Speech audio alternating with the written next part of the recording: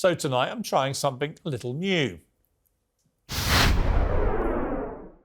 Prove Me Wrong is the title of his new segment. First up, is the royal family worth the money?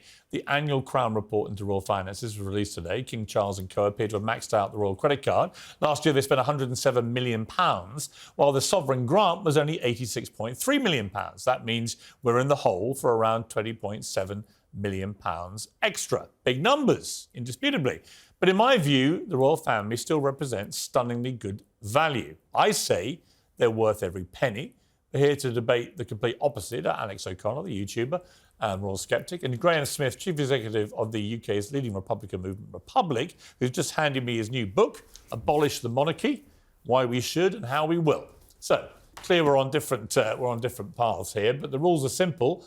You guys have until you hear this sound to prove me wrong. I say the royals are worth every penny that this country gives them, which, by the way, is literally 1 penny per person in this country per year.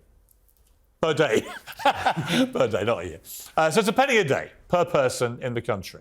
Well, it's not. And the first thing to say about this debate is that the monarchy is not a financial transaction. So whether makes a profit or not is neither here nor there. The measure of whether it's a good institution and worth keeping is whether it's good constitutionally, because that's what it's there for. Why are you so against it, out of interest? Well, because firstly, the whole life is devoted to ending the monarchy. Firstly, it's wrong in principle. It's not democratic. It stands on completely different set of feudal values instead of the values of accountability, equality and democratic rights and so on. Secondly, as an institution, it is not fit for purpose. It falls well short of the principles of public life. I don't think it's going too far to say it's corrupt.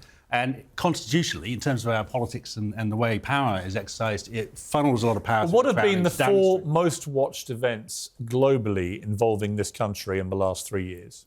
Yeah, but that doesn't... No, hang on. Well, you're going to say the weddings and the jubilees. Just answer my question. You're going to say the weddings and the jubilees. I'm not sure that's even the case, because I think UEFA had...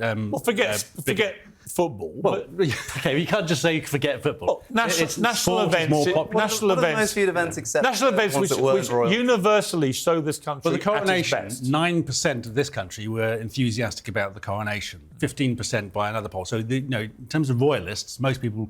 the people that you can genuinely call royalists is less than 15%. All right, but see, here's the point, I think, which I think both you guys are missing. But, try and convince me, Alex. I just think when the world looked at the Platinum Jubilee, for example, when the world looked in a very different tone at the Queen's funeral, the King's coronation, you look at these events and it shows Britain, in my view, at its greatest. The pomp, the pageantry, the ceremony, the military precision. Everything worked like clockwork. Everyone around the world who was watching this, and as a caveat, many people are not interested, I get that, but the millions, tens of millions around the world that watched it thought better of our country. How many things has happened in our country in the last 3 years involving our leaders, for example, which have brought shame and ignominy to the country? Here, you have a chance to show us at our best.